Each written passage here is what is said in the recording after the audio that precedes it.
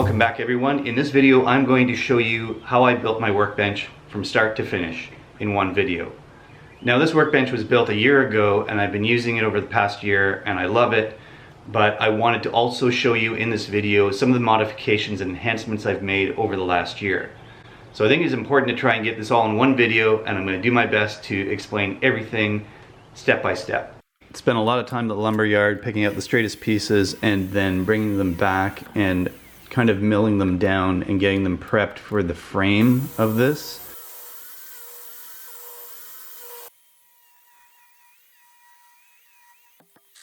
For the bench top I used pine boards. You could definitely use 3/4 inch plywood instead of doing this method. I just decided to build a tabletop since I had these pine boards on hand. I don't use the biscuit joiner a lot, but in this case I used it to line up the boards for the glue up.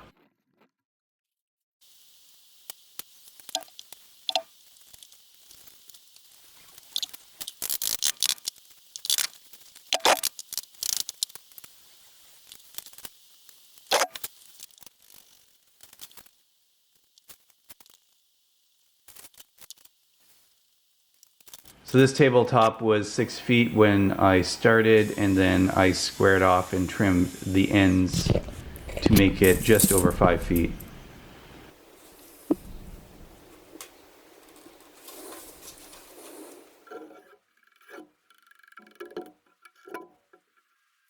This is a 3/4 inch box structure with 2x2 reinforcements built into it, and those had a dual purpose. They provided rigidity, but they also provided a place for me to install the legs.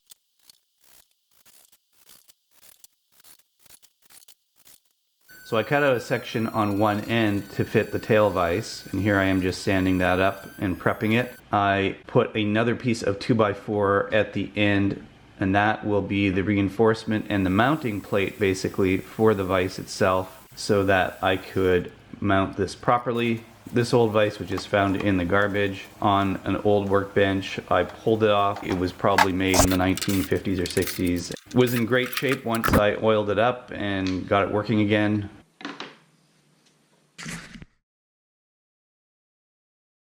Here I am cutting down the 2x4 for the legs and the feet and running it through the surface planer just to get the wood nice and flat and square. Now I'm just preparing the feet here. I'm just marking where the legs will fit into the feet, where I have to cut my mortise. And then I begin cutting my mortise sections. I do the glue up and I clamp it together to make it one solid foot.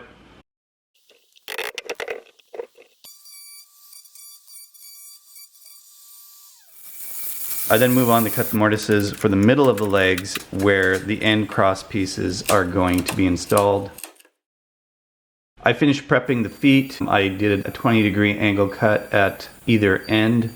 The next step was to dry fit the legs into the feet.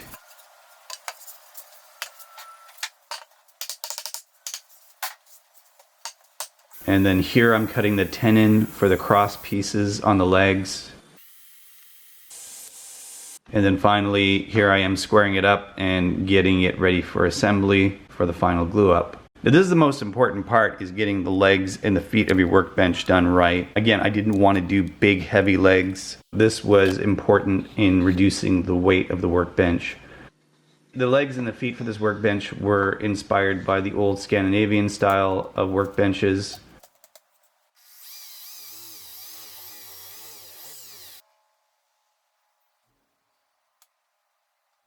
What I did was I installed a 1/2 inch piece of melamine on top of it. I'll come back to the melamine a little bit more later in this video.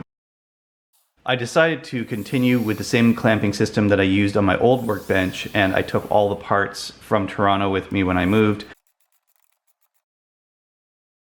Under the workbench, you will see where it's attached on the other end. I removed the plastic end piece. There are already holes drilled through the other end of the rod.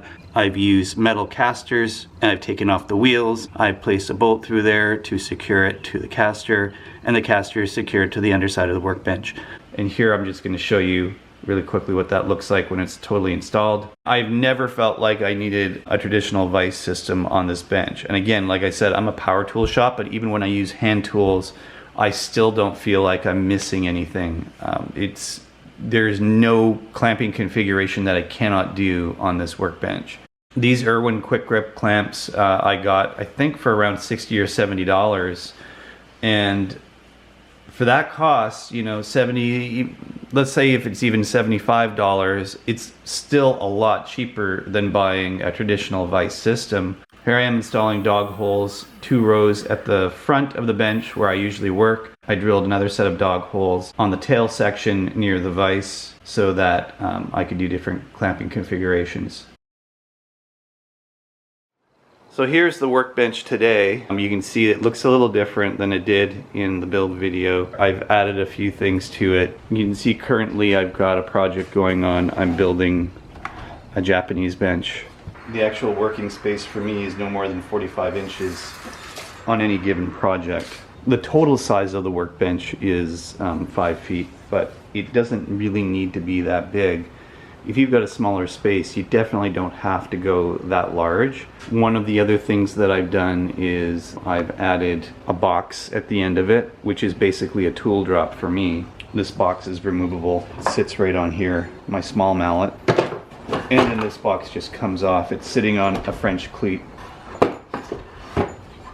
Instead of having storage attached to my workbench, I use the mobile tool caddy that I built. That is on wheels, so it's totally easy to move around the shop. I can move it from one end to the other. I can actually break it down, put it in my truck, and reassemble it in less than a minute. I find that much easier to push a tool caddy around instead of having everything loaded onto my workbench, where it's impossible to move it once you've actually put all those drawers and compartments on it. You're not moving that workbench ever. You'll see right here is I added a brace at the front and at the back for greater stability when working with hand tools. There is a box that you'll see at the back here where I have some offcuts, some short ends.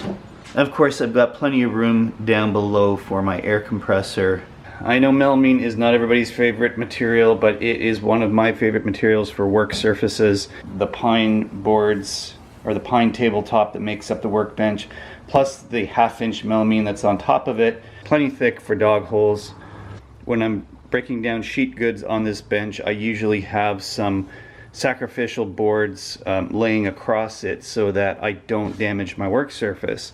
However, accidents can happen, and over time, at some point, you'll eventually touch down. What happened is, at the end of a cut with my circular saw, you can see where I gouged out. Depending on how often you use your workbench, you'll get varying degrees of wear and tear. This is probably good for another few months. It's easy enough to pop this back off with the screws, and then use this old work surface as a template to drill the dog holes for the new one, and then pop on a new work surface. That's a $20 replacement cost versus having to build a whole new workbench, which is not bad.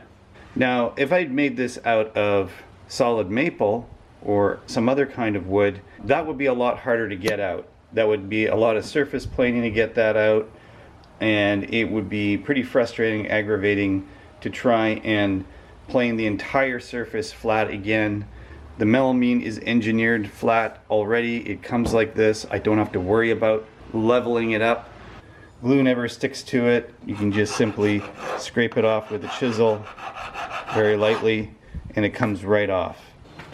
So there you have it, the complete workbench build from start to finish. For me, it was under $100. It was certainly well under $100 because I already had the pine boards ready to go from a previous project. It takes about 4 pieces of 8-foot 2x4, a 5-foot sheet of melamine, and a full sheet of plywood to do the entire build from scratch, and it should cost you under $100. Don't forget to leave any questions you may have in the comment section below. I'll do my best to answer any of your questions and explain a little further. If you would like to support this channel, head on over to my Patreon page. The link is right here and in the description down below. Please remember to like, share, and subscribe if you haven't done so already. Thanks for watching, and have a great day.